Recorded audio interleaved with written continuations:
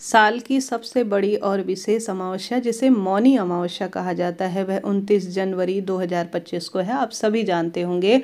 अगर आप सभी इन सरल से कार्य को करते हैं, भले ही घर पर रहकर करें या कुंभ नदी में स्नान करने गए हैं, प्रयागराज जा रहे हैं, वहाँ करते हैं, तो परम सुखों की अनुभूति होती है। रोग दोष कष्ट शारीरिक मानसिक आर्थिक पीड़ाओं से मुक्ति मिलती है। मौनी अमावस्या के बारे में जो माघ महत्म में है उसमें संपूर्ण रूप से वर्णन मिलता है। यह दिन अपने आप में चमत्कारी माना जाता है। अमावस्या तिथि वो भी पितरों को समर्पित और उसमें पड़ने वाली मौनी अमावस्या मौन रहकर किए जाने वाले कार्यों के लिए जानी जाती है।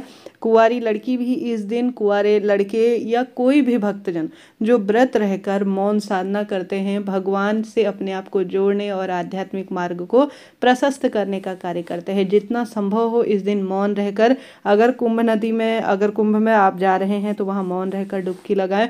घर पर अगर आप कर रहे हैं जो है वह गंगा जल मिश्रित जल से स्नान करें। बहुत सुखद इसकी अनुभूति मानी जाती है। आप जानते होंगे मौनी अमावस्या आध्यात्मिक मार्ग को जोड़ने वाले सबसे श्रेष्ठ दिनों में से एक जानी जाती है। अब आप सभी को वह दीपक का उपाय मैं बताते हुए चलूं। अगर इसे कुंभ नदी पर आप करते हैं अर्थात त्रिवेणी संगम पे करते हैं तो भी बहुत सुखद है, घर पर करते हैं तो भी बहुत सुखद है। तो इसके लिए कैसी दिनचर्या होनी चाहिए, किस स्वरूप में आपको यह उपाय करना है, ध्यान से सुने और अंत तक बने रहे।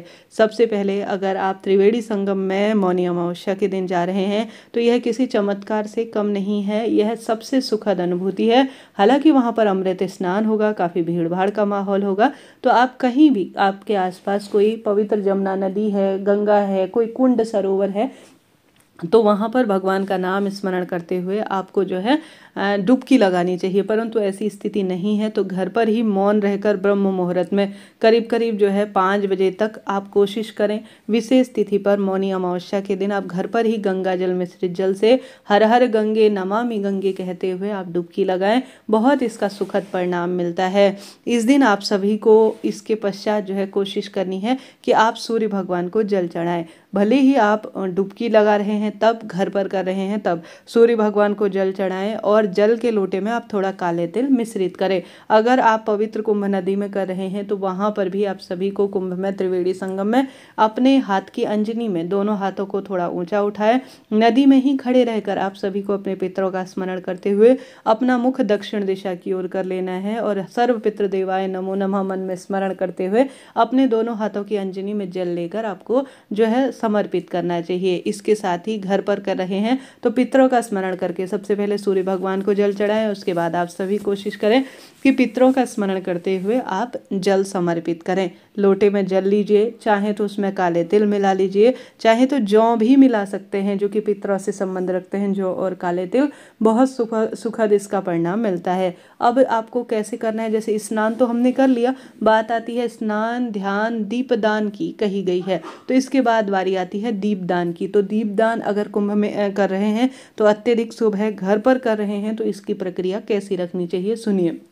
सबसे पहले अगर आपसे संभव हो तो आटे का दीपक प्रयोग करें। भाग्य बदल जाता है जो व्यक्ति आटे के दीपक प्रज्वलित करते हैं। भले पवित्र कुंड जो है नदी या त्रिवेणी संगम या घर पर कर रहे हैं तो आटे के दीपक का ही प्रयोग करें। बाद में आटे के दीपक चिड़िया कबूतर, नदी हो या घर पर हो, गौ माता को खाने को दे देते हैं तो अन्नदान का भी इसका सुख मिलता है।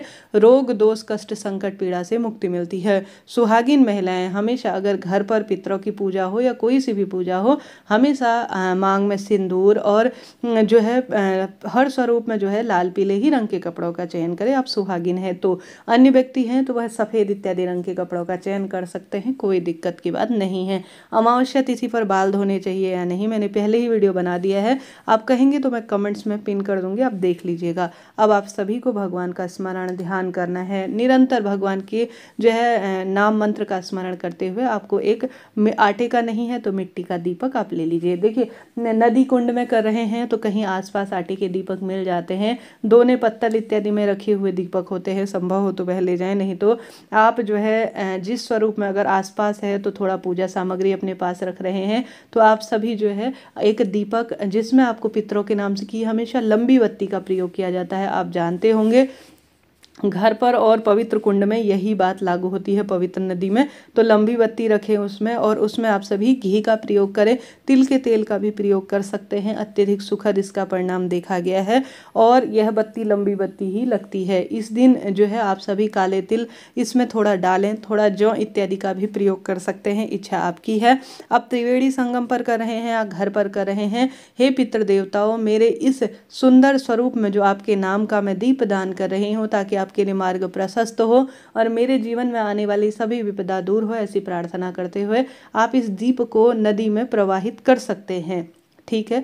अगर घर पर कर रहे हैं तो अपने घर पर जहाँ पर भी पानी का स्थान है, आपके घर पर आसपास कोई कुआं है, नल का क्षेत्र है, या अपने घर पर कोई मटका है, आरओ लगा हुआ है, तो वहाँ से आप दक्षिण दिशा की ओर मुख करते हुए इस दीपक को आप लगा दीजिए। बाद में यह दीपक ठंडा हो जाए तो इसे चिड़िया कबूतर को दे दीजिए। अगर दीप अगर मिट्टी का है तो इसे आप कई बार प्रयोग में ले सकते हैं, कोई दिक्कत की बात नहीं है। यह बात हो गई। अब बात आती है जो है दान की। देखिए, हमने स्नान कर लिया, पितरों का ध्यान कर लिया, भूल चूक के लिए क्षमा प्रार्थी हो गए।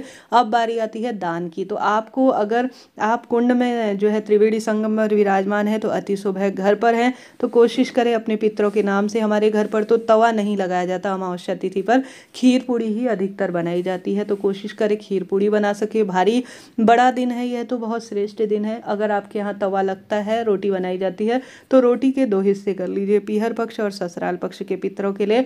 सबसे पहले अगर आप सभी वहाँ पर हैं जो है त्रिवेणी संगम में, तो आप सभी कोशिश करें, वहाँ तो भारी भीड़ है, कोशिश करें कि उस दिन आप घर पर ही या घर के आसपास कोई कुंड है तो वहीं स्नान करें। अन्य दिनों आप चले जाएं, उस दिन तो भारी भीड़ का सामना करना पड़ सकता है। 15-1 किलोमीटर, 10-12 किलोमीटर भी पैदल चलना पड़ सकता है, आप सब जानते होंगे ये बात।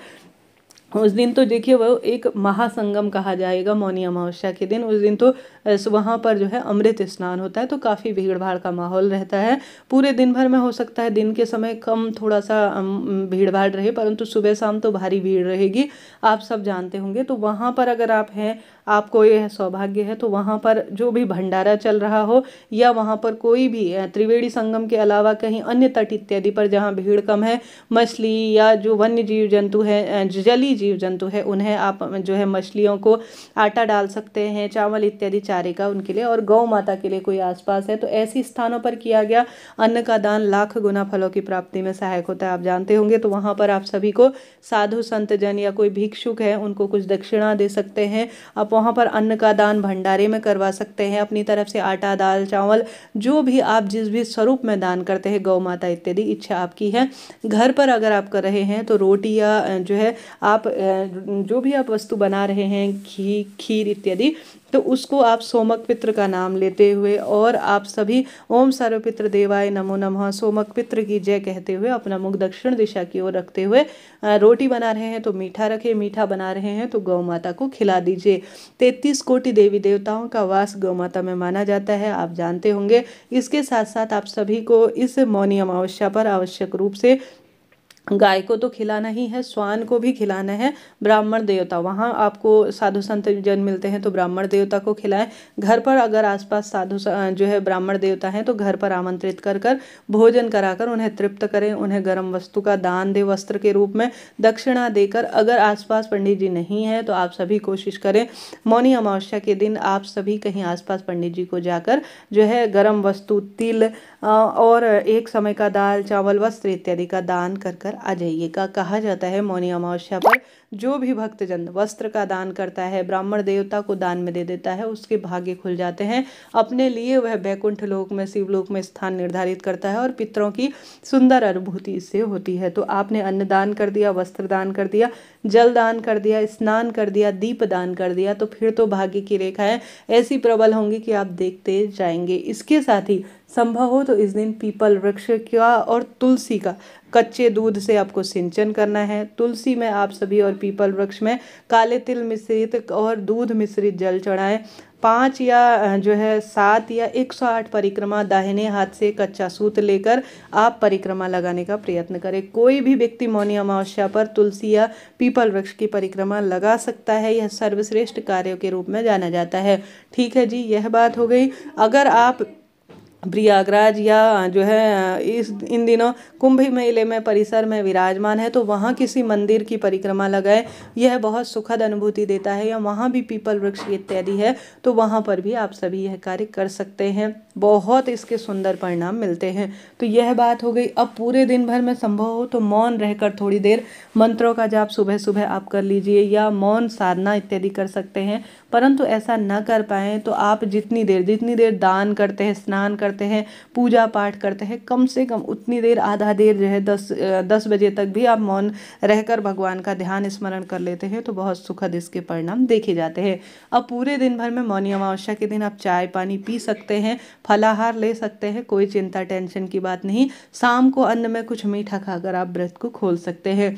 शाम को भी, सुबह तो आप दीपदान वगैरह करेंगे ही, शाम को भी आप ज़्यादा से ज़्यादा दीपदान करने का प्रयत्न करें। इस दिन मौनी अमावस्या की व्रत कथा सुने, साधु संत जनों से आशीर्वाद लें, बहुत सुंदर इसके परिणाम देखे गए हैं। कहा जाता है साल की सबसे बड़ी यह अमावस्या है, इस दिन आप ब्राह्मणों को तृप्त करते हैं, सुंदर कुंड में स्नान करते हैं, दीपदान करते हैं, रोग दोष कष्ट संकट पीड़ा से मुक्ति के लिए कई तरह के इस दिन कार्य किए जाते हैं। तो कोई ना कोई कार्य आपको करना है, अद्भुत सुखों से की इस दिन वृद्धि होगी और जीवन में आने वाली सभी विपदा आपको टलती हुई कटती हुई दिखेंगी।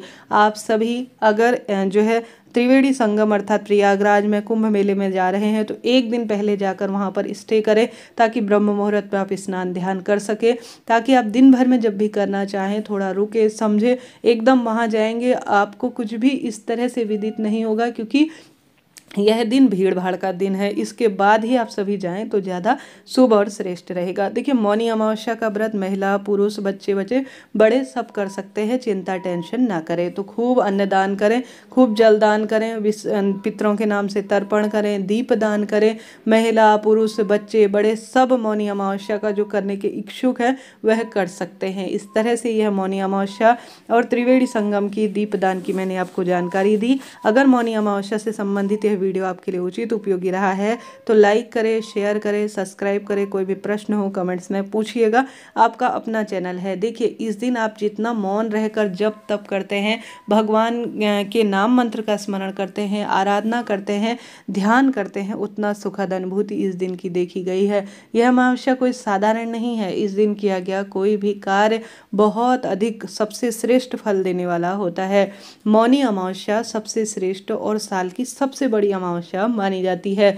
कुछ भी नहीं कर सकते पवित्र नदी इत्यादि, इस दिन आपको ठंडे पानी से ही स्नान करना चाहिए, इस बात का ध्यान रखें। जितना संभव हो ब्रह्म मुहूर्त तक आप स्नान कर लीजिए, 5 साढ़े 5 ज़्यादा से ज़्यादा 3 बजे से लेकर आप सभी कोशिश करें कि आप ब्रह्म मुहूर्त जो है यही कहलाता है 4 बजे से लेकर 3 बजे से लेकर करीब करीब 5 साढ़े 5 में जो है बजे तक आप संभव हो स्नान कर ले। देखिए दिनचर्या सबकी अलग रहती है, कहीं आना जाना है तो आप देखिए कोई सा भी समय चुन सकते हैं, परंतु इस दिन आप भक्ति दान पुण्य इन चीज़ों में समय व्यतीत करें। देखिए यथाशक्ति तथा भक्ति, जैसे आप में क्षमता है, जिस स्वरूप में आप में क्षमता है उस अनुसार करें। अपने आप को कष्ट देकर, अपने परिवार को कष्ट देकर, किसी का दिल दुखाकर, गलत शब्द बोलकर, ईर्ष्या रखकर, वेग रखकर इनसे कुछ भी काम होना नहीं है। जैसे कहा जाता है मन चंगा तो कठौती में गंगा। भले ही आप कुंभ मेले में स्नान कर ले, रोज दीपदान कर रहे हैं, परंतु किसी निंदा, किसी को देखकर ईर्ष्या कर रहे हैं, मन में गलत भावनाएं आपके रहती है, तो कुंभ स्नान का भी कोई लाभ नहीं है, पितरों की सेवा का भी कोई लाभ नहीं है। अर्थात दीपदान का सबसे पहले अपने मन को निर्मल करें। निर्मल मन जन सो मोहे पावा, मोहे छल छिद्र कपट न भावा, ऐसा भगवान जी शास्त्रों में कहते हैं। तो सबसे पहले अपने मन की शुद्धि करें, उसके बाद तन की शुद्धि करें, तभी आपको भगवान की अनुभूति होगी और भगवान के साक्षात दर्शन होंगे। तो इस तरह से आपको अपनी दिनचर्या रखनी है मौनी अमावस्या के दिन की, और रोग दोष कष्ट संकट के लिए भगवान से प्रार्थना करनी है। निश्चित रूप से जिस कामना के तहत आप कार्य करेंगे वह कामना आपको स्वयं ही सिद्ध होती हुई दिखेगी। और मौनी अमावस्या से संबंधित कोई प्रश्न हो आप पूछिएगा, आपका अपना चैनल है, सभी सवालों के जवाब आप प्राप्त करेंगे। राधे राधे, हर हर महादेव।